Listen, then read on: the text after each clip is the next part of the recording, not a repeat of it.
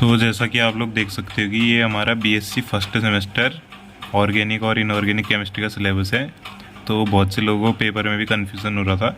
इससे पहले मैंने बहुत सारी वीडियो डाली है फर्स्ट सेमेस्टर की, सिलेबस वाली भी देख सकते हैं, जिससे आपको पता चल जाएगा पेपर फर्स्ट की मार्किंग स्कीम क्या है। ये मैंने बताया था ऑर्गेनिक है इनऑर्गेनिक है। तो आप इससे पहले कि फर्स्ट सेमेस्टर के जो जो वीडियो लिखे हैं बहुत इंपॉर्टेंट रहने वाली है। इस पर बस मैं इंपॉर्टेंट टॉपिक्स और क्वेश्चन और बताऊँगा, इनको नोट कर लेना कॉपी पे, और जिसको इस पर स्क्रीनशॉट लेने हैं वो भी ले सकते हैं पॉज करके वीडियो को। तो पेपर फर्स्ट देख सकते हो आप। ये इस पे ऑर्गेनिक पे स्ट्रक्चर एंड बॉन्डिंग, वही हाइड्रोजन बॉन्डिंग, वंडर वॉल, इस टाइप से इंटरेक्शन वाले जो आते हैं, मैकेनिज्म ऑफ ऑर्गेनिक रिएक्शन, वही इसमें आएंगे आपके इलेक्ट्रोफाइल, न्यूक्लियोफाइल वगैरह, और होमोलाइटिक हेट्रोलाइटिक फिजन।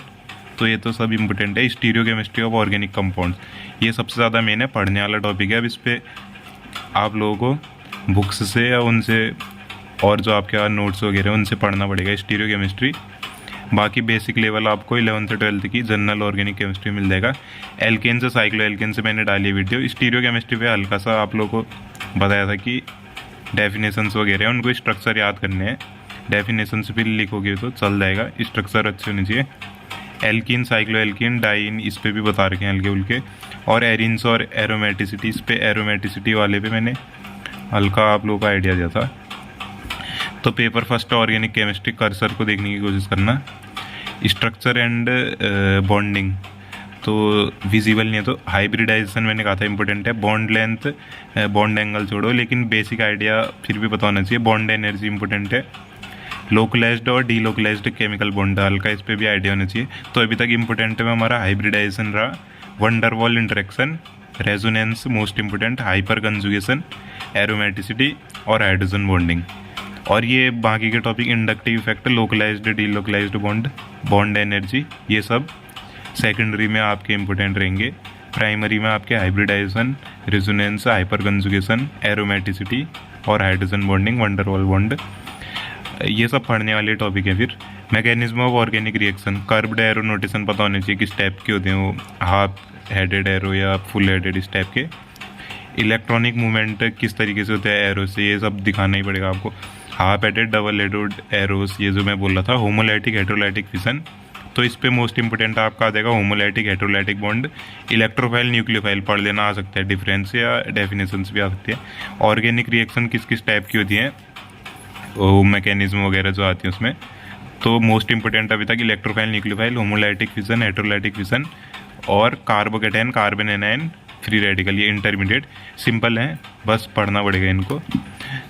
तो अब हम आ जाते हैं स्टीरियोकेमिस्ट्री ऑफ ऑर्गेनिक कंपाउंड्स। तो इस पर ज़्यादातर स्ट्रक्चर आप लोगों को याद होनी चाहिए, आइसोमेरिज्म पता होना चाहिए क्या रहते हैं, इसकी डेफिनेशंस और स्ट्रक्चर्स वगैरह की रियलिटी पता होनी चाहिए। और इस पे अगर मैं मोस्ट इंपोर्टेंट में बताऊँ तो इनएंशियोमर्स, डाइस्टीरियोमर्स, फिर बाकी चीज़ें तो बाद में आएंगी। रेसिमाइजेशन और D and L, R and S system of nomenclature, geometrical isomerism, conformational isomerism, और ये एन ब्यूटेन का, ईथेन का। तो ये आपके मोस्ट इंपोर्टेंट रहेंगे। बाकी तो स्ट्रक्चर से फिर याद कर सकते हो आप। तो देख लेना स्टीरियोकेमिस्ट्री, स्ट्रक्चर वाले ज़्यादा स्ट्रक्चर याद करने पड़ेंगे। डेफिनेशन तो फिर, क्योंकि डेफिनेशन तो फिर आप लिख सकते हो ना अपने उससे भी। तो अब हम आ जाते हैं अगर एल्केन्स एंड साइक्लो एल्केन्स में, तो IUPAC नेमिंग तो हो ही जाएगी आप लोगों से ये एल्केन्स की। और alkyl group, classification atoms in alkanes, alkanes पे मैंने वीडियो भी डाली है। तो मोस्ट इंपोर्टेंट इसमें Corey House reaction, Wurtz reaction और mechanism of free radical halogenation of alkanes. तो अभी तक मैंने नेम रिएक्शन बताई, और ये नोमेनक्लेचर वगैरह तो हो ही जाएंगे आपसे। बेयर स्टेन थ्योरी और बनाना बॉन्ड इम्पोर्टेंट रहेगा। और इस टाइप से आप लोग के मोस्ट इंपोर्टेंट जो मैंने बता रखे हैं आपको, रिंग स्ट्रेन वगैरह, ये साइक्लोप्रोपेन और साइक्लोब्यूटेन में। तो ये सब आप लोगों का बेयर स्टेन थ्योरी से ही रिलेटेड टॉपिक है। अब हम आ जाते हैं एल्किन्स। तो most important nomenclature, method of preparation और मेथड ऑफ फॉर्मेशन दे रखे। क्लासिफिकेशन क्या क्या होते हैं एल्किन्स, साइक्लो एल्किन्स के। अब alkenes, cycloalkenes, dienes and alkynes में आए तो इसमें भी वही nomenclature, method of formation, Saytzeff rule पढ़ देना, Hofmann elimination, Markovnikov, oxymercuration, demercuration, और फिर क्या है नेम रिएक्शन इंपॉर्टेंट है, तब वो बता रहा हूँ। प्रिपरेशन हो गया, नोमेनक्लेचर तो सभी में हो गया। अब इसमें अगर हम देखें तो mechanism of electrophilic and nucleophilic, ये तो चलो आप ऊपर वाले में था ही, मैकेनिज्म ऑफ रिएक्शंस उससे हो जाएगा। और नोमेनक्लेचर एल्काइंस का वो हो गया। और वो जो डाइलसेल्डर रिएक्शन थी ना एक, वो भी देख लेना। अब एरिन्स एंड एरोमेटिसिटी में वही नोमेनक्लेचर है, इसमें भी एरोमेटिक्स रिंग वगैरह का। हकल्स रूल ऑफ ये जो एरोमेटिसिटी का है, अगर है तो देखना इसको। Friedel craft reaction, birch reduction देख लेना। और कैकुले स्ट्रक्चर ऑफ बेंजीन, इस तरीके से। बाकी हमारे फाइनल हो गया ऑर्गेनिक केमिस्ट्री का। तो इतना पढ़ के आप लोगों का हो जा रहा है, नोट कर लेना इन लोगों को, इन सारे टॉपिक्स को आप कॉपी में। तो बाकी टॉपिक तो मैंने जनरली आप लोगों को बता रखे हैं। अब मैं इस पे stereo chemistry of organic compounds में अगर आप लोगों को थोड़ा जनरल आइडिया दूँ तो सबसे पहले तो स्टीरियो केमिस्ट्री को हमको समझने की ज़रूरत है। ऐसी केमिस्ट्री की हमारी ब्रांच जो 3D स्ट्रक्चर पे हमारा डील करती है, मॉलिक्यूल्स पे, और उनके इसी जो फिनोमिनन है 3D स्ट्रक्चर पे हम डील करेंगे मॉलिक्यूल्स के, और जो उस पर इफेक्ट पड़ता है फिजिकल और केमिकल प्रॉपर्टीज़ में, उसको हम कहते हैं स्टीरियो केमिस्ट्री। तो स्टीरियोस का मतलब ये ग्रीक एक वर्ड है हमारा, तो इसका मतलब हो गया सॉलिड। तो आइसोमेरिज्म अगर डेफिनेशन आ जाती है तो इस पे आप बाकी तो फिर लिख सकते हो। तो अगर मैं आप लोगों को सिंपली अगर डिफाइन करना चाहूँ तो ऐसे सारे कंपाउंड्स हमारे जिनका सेम इम्पेरिकल फार्मूला या सेम मॉलिकुलर फार्मूला हम बोल सकते हैं, तो उसको हम आइसोमेरिज्म बोलते हैं जनरली, सॉरी आइसोमर्स बोलते हैं। और उनके बीच में जो रिलेशनशिप होता है उन स्ट्रक्चर्स के बीच में, उसको हम आइसोमेरिज्म बोलते हैं। तो आइसोमर्स भी हमारा दो ग्रीक वर्ड्स से बना है। आइसोस मतलब इक्वल और मैरोज मतलब पार्ट। तो इक्वल पार्ट जिससे हम बोल सकते हैं कि मॉलिक्यूल्स का सेम फार्मूला रहने वाला है।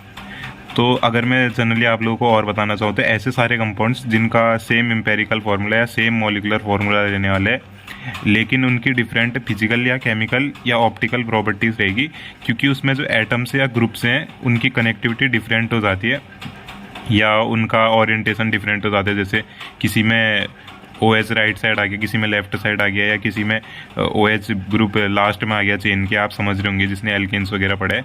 या किसी में O ऑक्सीजन ग्रुप बीच में आ गया तो वो कीटोन बना दे रहे हैं, एक जगह आप लोगों का एल्केन बना दे रहे हैं, एक जगह ईथर बना दे रहे हैं। तो इस तरीके से मॉलिक्यूल का फॉर्मूला तो सेम रहा मॉलिकुलर फार्मूला, लेकिन उनका प्रॉपर्टीज़ में तो डिफरेंस आ जाएगा ना, क्योंकि एल्कोहल का डिफरेंट रहेगा प्रॉपर्टी और कीटोन की डिफरेंट रहेगी। तो इस तरीके से मैं आप लोगों को जनरली डिफाइन करने की कोशिश कर रहा हूँ।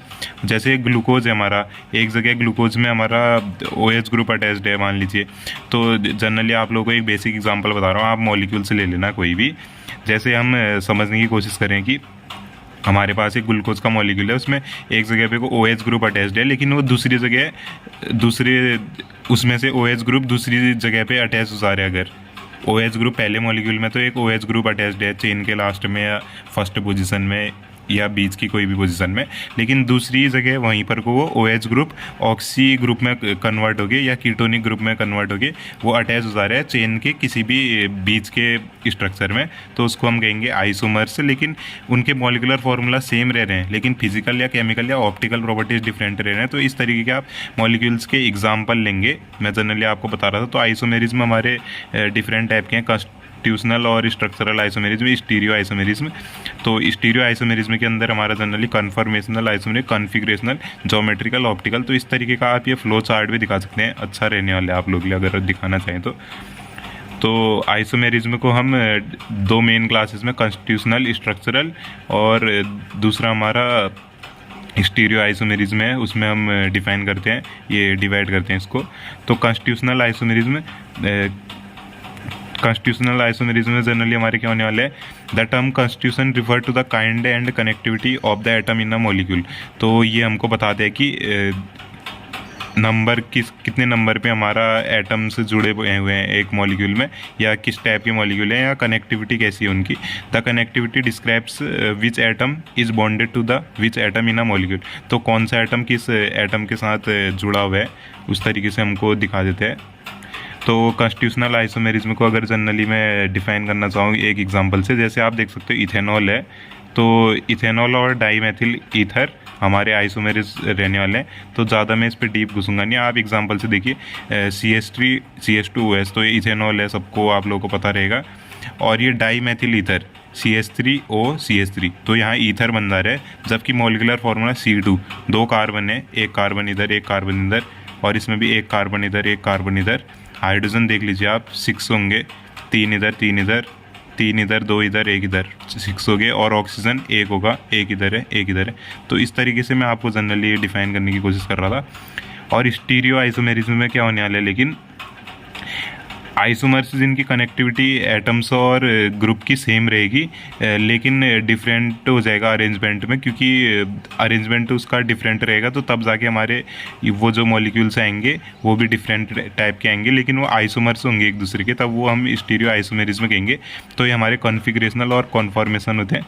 तो कॉन्फिगरेशनल में क्या होता है, generally different spatial arrangement of atoms in a group in a molecule which are not interconvertible without breaking of sigma bonds are known as configurational या configurational isomerism। तो ऐसा हमारा अरेंजमेंट ऑफ एटम्स या molecule का, जिसको हम convert नहीं कर सकते हैं जब तक हम उसमें बॉन्ड की ब्रेकिंग नहीं करेंगे, तो उसको हम कॉन्फिगरेशनल या कॉन्फिगरेशनल आइसोमेर्स कहते हैं। और उनके बीच में जो रिलेशनशिप एग्जिबिट होगा उसको हम कॉन्फिगरेशनल आइसोमेरिज्म कहेंगे। तो ये आपके 2 टाइप्स के हैं जनरली। मैं बेसिक आपको एक आइडिया बता रहा हूँ, ऑप्टिकल आइसोमेरिज्म, इनएंशियोमर्स या जोमेट्रिकल में सिस्ट्रांस आप लोग को पता होने वाला है। तो ऑप्टिकल आइसोमेरिज्म में ऐसे आइसोमर्स जिसका non superimposable mirror image दिखाएगा। जैसे नॉन सुपर इम्पोजिबल, अगर हम इस स्ट्रक्चर को इसके ऊपर रखना चाहें तो नहीं रख सकते हैं, कि जैसे डिफरेंट स्ट्रक्चर हो जाएंगे ना, ये मिरर हमने रख दिया है। तो ये मैथिल ग्रुप तो सेम रहा, कार्बन के इस तरफ हाइड्रोजन और फेनिल ग्रुप अटैच्ड है, लेकिन इस तरफ अबव द प्लेन और बिलो द प्लेन जैसे सॉलिड वेज और ये डिवाइडेड ब्रोकन वेज से हम दिखाते हैं इसको, बॉन्ड्स को। तो जैसे आप देख सकते हो, इधर हमारा है इस तरफ को है, जबकि इधर इस तरफ को है। तो ये मिरर इमेज है, लेकिन नॉन सुपर इम्पोजिबल है। एक दूसरे के ऊपर रखेंगे तो हम इसको ईजिली डिफ्रेंशिएट कर सकते हैं कि ये वाला स्ट्रक्चर ये है, ये वाला स्ट्रक्चर ये। लेकिन अगर इसी टाइप का स्ट्रक्चर यहाँ होता है या इसी टाइप का स्ट्रक्चर यहाँ होता, मिरर इमेज नहीं होते, तो हम बोल सकते थे कि ये हाँ सुपर इम्पोजिबल है, कि हम इसको उठा के यहाँ रख दें तो ईजिली डिफ्रेंशिएट कर सकते हैं। तो enantiomers are also called as mirror image. तो जनरली अगर मैं डेफिनेशन से बताऊं तो जो non superimposable mirror image होंगे एक दूसरे के, उसको हम इनएंशियोमर्स कहेंगे। जैसे ये हमारे एग्जांपल हो गए, देख सकते हैं आप, जनरली इस टाइप का एग्जांपल रहने वाला है। तो ज़्यादा इस पर मैं अगर डीप जाऊँ नहीं तो ऑर्डिनरी ऑप्टिकल एक्टिविटी भी जनरली आप लोगों को डिफाइन करना मोस्ट इम्पोर्टेंट है। ऑर्डिनरी लाइट हमारी डिफरेंट टाइप की वेव्स से, वेवलेंथ से वाइब्रेटिंग करती हैं, जो डिफरेंट टाइप की composed of rays of different wavelength होती हैं, जिनकी उनसे कंस्टिट्यूट होते हैं। मतलब उन सारी वेवलेंथ ऑफ ये डिफरेंट वेवलेंथ ऑफ रेज से composed of rays of different wavelength different रहेंगी।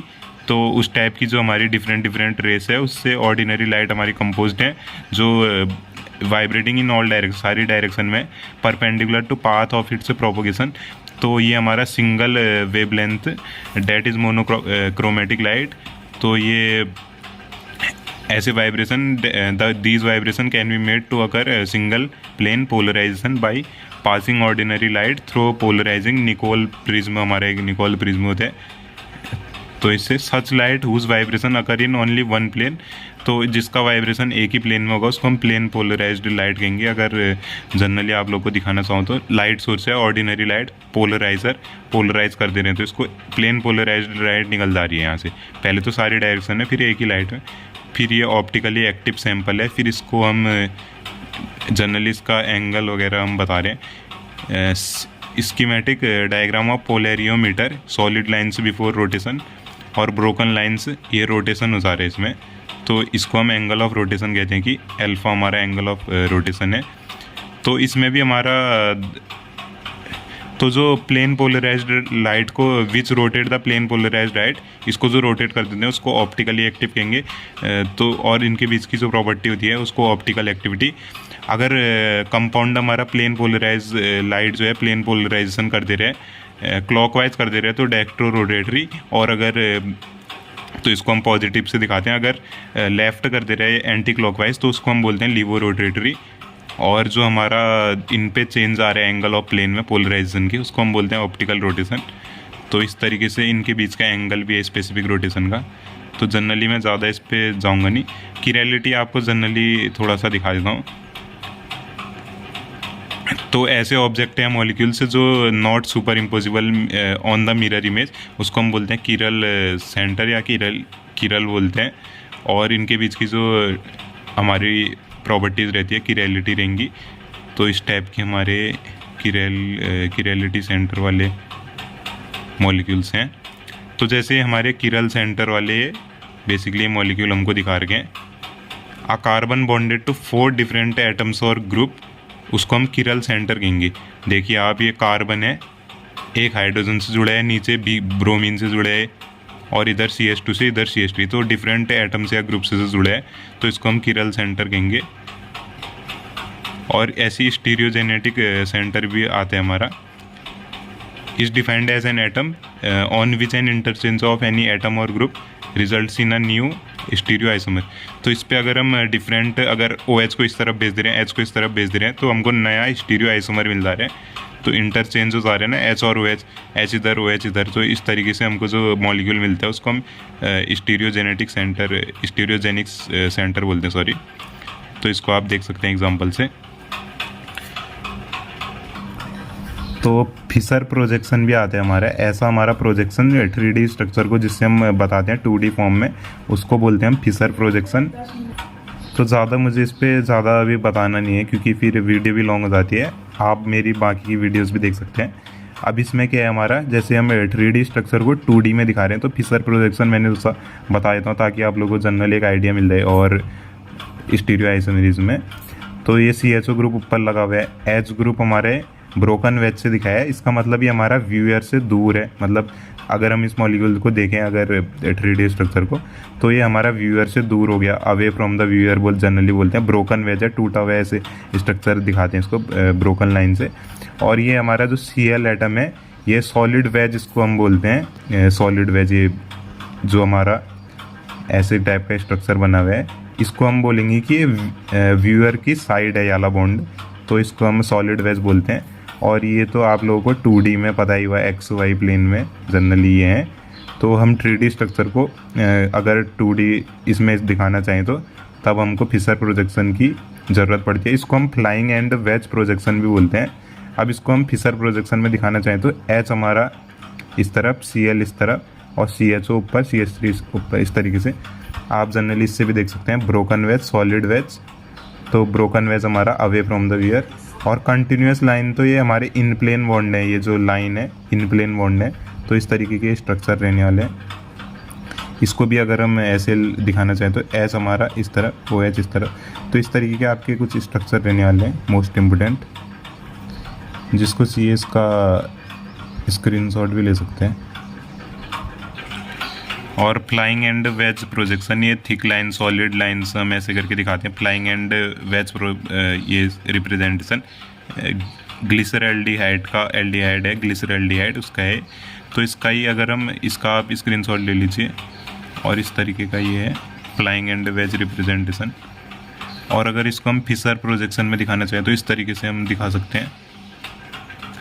तो आप इसका स्क्रीनशॉट ले लीजिएगा। ये R और S में जनरली मैं आप लोगों को बताता हूँ। R ग्लिसरल्डिहाइड हो गया, S ग्लिसरल्डिहाइड हो गया। तो 90 डिग्री रोटेशन हो जा रहा है इस पर। और मिरर इमेज इस तरीके से, मिरर आप लोगों को पता है, मिरर पे जब खड़े होते हैं तो इस तरीके की इमेज हमारी बनती है। तो मिरर इमेज हो गया, यही है इसमें जनरली। 100 हॉर्स फॉर्मूला आप लोगों को दिखा देता हूँ जनरली। स्टैगर्ड इस तरीके का होता है हमारा। स्पैटियल अरेंजमेंट होता है एटम्स और ग्रुप का ऑन 2 एडजेसेंट कार्बन एटम में, तो उसको हम 100 हॉर्स बोलते हैं। तो इस तरीके से दिखेंगे इसको। Staggered conformation of ethane, ethane का है 2 कार्बन, मीथेन, इथेन। एक्लिप्स्ड इस तरीके का। अब ये एंगल इस पे जनरली डिफरेंट रहते हैं, तो इस तरीके से आप पढ़ सकते हो इसको 100 हॉर्स। थोड़ा सा न्यू मैन भी दिखा देता हूँ, 100 हर्ट्ज का आप स्क्रीनशॉट ले लेना।